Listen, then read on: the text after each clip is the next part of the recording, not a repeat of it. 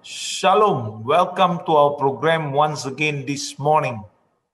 Shalom saudara sekalian, selamat berjumpa kembali bersama kami pagi hari ini. It's great to be back this morning and we are ready to talk to you about controlling anger. Adalah luar biasa saudara bisa ketemu setiap hari bersama saudara dan hari ini kita akan bicara yaitu untuk mengendalikan amarah. So praise the Lord. Remember when you come in, press the like button straight away and then go on to your comments. Yaitu kita minta pada saudara sekalian bantu kita semuanya yaitu saudara bisa press like button atau thumbs up atau ya. And so this morning let us pray first before we get into the word. Dan mari kita sama-sama berdoa terlebih dahulu sebelum kita masuk firman-Nya. Father, we thank you once again. We ask you to give us understanding and wisdom, oh God. Bapak, sekali lagi kami mengucap syukur, terima kasih, dan biarlah Engkau sendiri yang memberikan kami hikmat dan pengertian daripada Engkau. And we pray, God, that you anoint your servants, and we pray also every word that proceed out of our mouth may it be only of you, Lord Jesus. Kami mohon biarlah Engkau sendiri mengurapi hamba-hambamu, dan biarlah setiap kata-kata keluar daripada mulut hambamu adalah pilihan daripada Engkau saja, Yesus. Amen. In Jesus' name. Dalam nama Tuhan Yesus, amin. Amen. So this morning we are going to talk about controlling anger. Oke, jadi pagi hari ini kita akan bicara mengenai mengendalikan amarah, amin. And so let us look in Matthew chapter 5 and verse 22. Dan kita lihat ayatnya di dalam Matius 5 ayat 22. And so the Bible tells us here, but I tell you that anyone who is angry with his brother will be subject to judgment. Ya, dikatakan, tetapi aku berkata kepadamu, setiap orang yang marah terhadap saudaranya harus dihukum. Ya. So, the Bible offers several clear examples of how anger never relents. Jadi Alkitab itu memberikan kepada kita beberapa contoh tentang bagaimana yaitu kemarahan tidak pernah berkurang atau tidak pernah mereda. So when it enters the heart of a person, if not dealt with, it continue to grow. Jadi kita lihat kalau amarah itu masuk ke dalam hati seseorang, jika tidak ditangani dengan benar atau dengan baik, amarah itu akan terus berkembang. So we must be wise and we must be careful, especially in these areas. Jadi dari sebab itu penting kita untuk berhikmat atau bijaksana dalam kemarahan ini. As we know that murderous crimes begin with anger in the heart. Dan kita tahu yaitu kejahatan yang mematikan dimulai dari kemarahan di dalam hati seseorang. So in the Bible it talks about Cain was the perfect example of what can happen to any angry person. Jadi kita lihat dalam Alkitab, Kain adalah contoh yang sangat sempurna, yaitu tentang apa yang bisa terjadi pada seorang yang memiliki atau sedang marah. And this anger that Cain had was angry with his brother. Di mana yaitu Kain marah kepada saudaranya. And Abel, that is his brother Abel, because of the offering that he gave to the Lord. Yaitu dia marah kepada saudaranya yang bernama Habel karena yaitu persembahan yang dia berikan kepada Tuhan. And Cain felt personally rejected by the Lord acceptance of Abel's offering instead of his.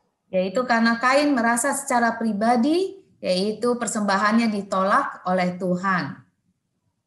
And this is why hatred grew in Cain's heart until it became rage and later vengeance.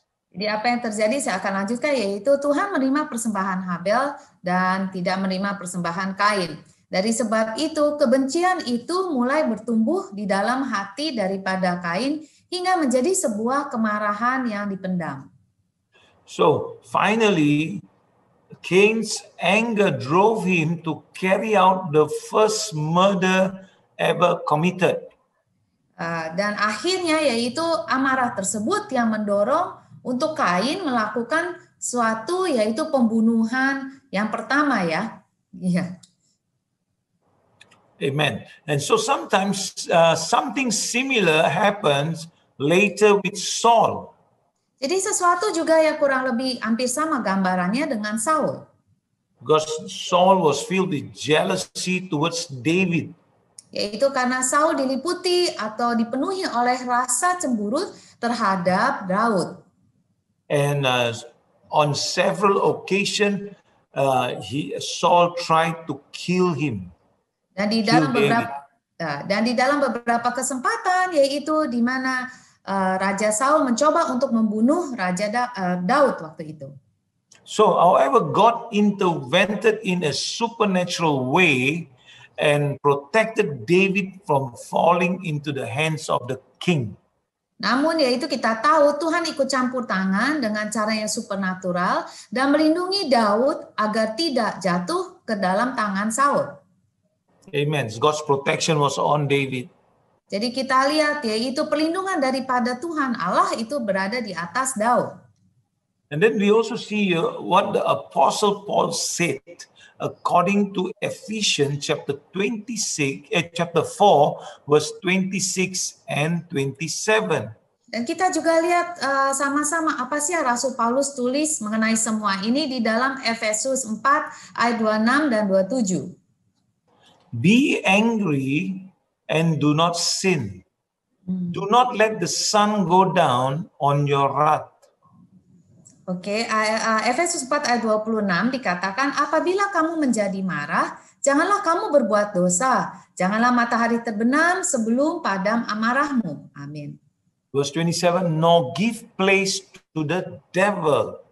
Ayat 27 dikatakan, dan janganlah beri kesempatan kepada iblis.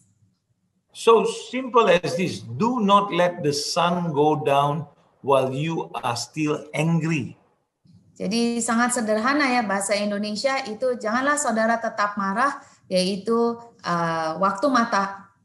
janganlah matahari terbenam sebelum padam amarahmu. And do not give the devil a foothold. Dikatakan 27, dan janganlah beri kesempatan kepada iblis. So no one should allow anger to settle in their hearts for more than a day. Jadi seharusnya yaitu siapapun kita atau ya, jangan kita membiarkan amarah menetap di hati kita lebih dari sehari. Amen. Because once the sun go down, the danger is there already. Karena waktu matahari itu mulai terbenam, nah disitulah bahayanya. Because you have not settled the anger. Karena apa? Yaitu karena kita belum menyelesaikan amarah di dalam hati kita. So if you do, you will allow the door to be open to the enemy. Dan jika kita tidak bereskan hati kita atau marah kita, artinya yaitu kita mengizinkan pintu itu terbuka untuk musuh kita. So Satan now will always try to compel you to do wrong things. Sehingga yaitu setan akan selalu mencoba dan memaksa saudara untuk melakukan hal-hal yang salah. But you know, the Apostle Paul wisely advised us in Ephesians chapter 4, verse 31 and 32. Tapi kita lihat yaitu di mana Rasul Paulus dengan bijaksana menasihati kita untuk apa yang kita lakukan. Yaitu kita lihat ayatnya di Efesus 4, ayat 31 sampai 32. So, let all bitterness, wrath, anger, clamor, and evil speaking be put away from you with all malice. Ya, dikatakan yaitu segala kepahitan, kegeraman, kemarahan hendaklah dibuang. Amin. And verse 32, and be kind to one another, tender-hearted, forgiving one another, just as God in Christ forgave you. Jadi saya akan bacakan keseluruhannya aja ya Pak Dr. Paul. Ya. Yeah. 31 sekali lagi saya akan bacakan. Segala kepahitan, kegeraman, kemarahan, pertikaian dan fitnah hendaklah dibuang dari antara kamu, demikian pula segala kejahatan. 32, tetapi hendaklah kamu ramah seorang terhadap yang lain, penuh kasih mesra dan saling mengampuni, sebagaimana Allah di dalam Kristus telah mengampuni kamu. Amin. Amen. Just as in Christ God forgave you. Ya, dikatakan sebagaimana Allah di dalam Kristus telah mengampuni kamu atau kita semuanya. Amin. Okay, you must learn to control your emotions. Jadi kita saudara sekalian, kita harus belajar bagaimana mengendalikan yaitu emosi kita. Amen. Regardless of what you might be feeling. Yaitu terlepas daripada apa yang memungkinkan atau apa yang kita rasakan. You should always be in control. Tetapi kita even of the most intense emotions. Jadi kita harus selalu dapat mengendalikan yaitu diri kita, bahkan emosi yang paling kuat apapun yang kita rasakan pada saat itu. We must remember the Holy Spirit is always by our side to help us. Amin. Kita harus selalu ingat Roh Kudus itu selalu di sisi kita semua untuk membantu kita semua. There's something to think about. I want to talk to you about Howard Hughes. Yaitu ada sesuatu yang kita harus pikirkan mengenai, saya akan bicarakan mengenai seorang yang bernama Howard Hughes. Howard Hughes is the man whose life story inspired the film The Aviator. Yaitu seorang pria yang gak asing bagi saudara yang kisah hidupnya menginspirasi film yaitu The Aviator. And he was a talented engineer and a multi-millionaire. Ya, karena kehidupannya secara sebenarnya memang dia adalah seorang insinyur yang berbakat, dia adalah seorang jutawan. And life seems to smile on him. Dan kelihatannya seluruh kehidupannya dia itu terlihat begitu sempurna. On top of the money he earned, he also would a most beautiful woman in Hollywood. Jadi di atas semua yaitu uang yang dia perolehkan atau perolehnya, dia juga dapat bisa merayu wanita tercantik di Hollywood. But his life came to a very sad end. Tetapi sayangnya hidupnya berakhir dengan sangat menyedihkan. On the 5th of April 1976, after suffering renal colic, Itu pada 5 April tahun 1976, setelah menderita kolik ginjal, he was found dead in his hotel suite. Yaitu mereka menemukan dia yaitu tewas di kamar hotelnya sendiri. So in order for them to recognize him, yaitu dikatakan ini menurut sejarahnya ya, untuk supaya mereka mengenali yaitu bahwa ini benar adalah namanya orang bernama Howard Hughes. The FBI had to check his fingerprint because his scalp was so thin.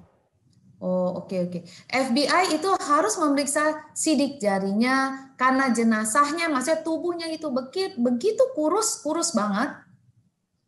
Because his nails, his beard, and hair were totally overgrown. Dan yaitu seluruh kukunya, seluruh janggutnya, seluruh rambutnya itu panjang sekali, nggak pernah dipotong-potong. He had completely let himself go. Yaitu sepertinya dia sendiri yang menguruskan dirinya sampai dia mati. So he had become an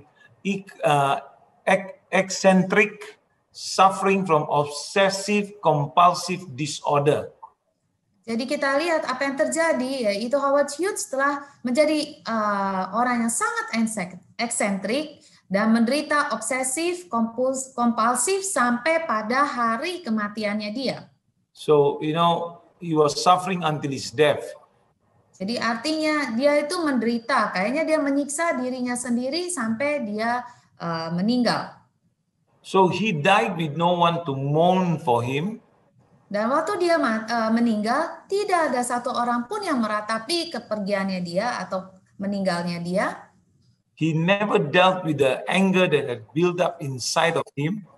Dan dia tidak pernah yaitu mengatasi sebetulnya amarah yang telah menumpuk begitu lama di dalam dirinya dia. And as a result, died sick and alone. Dan akibatnya yaitu sampai dia meninggal karena sakit dan juga karena kesendiriannya. What a sad story, ya.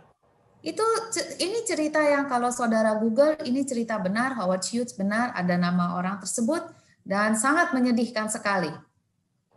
That is why we must deal with our anger. Dari sebab itu, saudara sekalian, penting untuk kita menangani dengan baik, yaitu kemarahan di dalam hati kita. That's why the Bible says, before the sun goes down, we must settle the matter. Ya, seperti firman itu katakan, sebelum matahari terbenam, kita harus menyelesaikan amarah yang di dalam hati kita. Otherwise, the enemy will come in and take a foothold in your life. Yaitu kalau tidak, musuh itu sempat bisa masuk dan mengambil pijakan di dalam hati atau kehidupan saudara.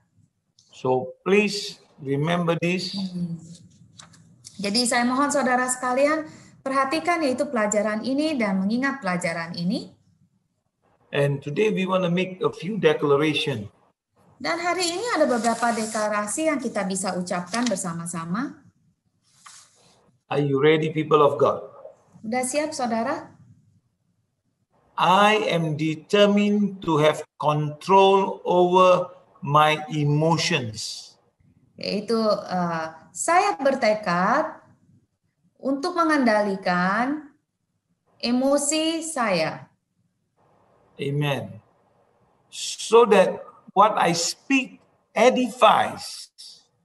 Itu sehingga apa yang saya ucapkan itu dapat meneguhkan.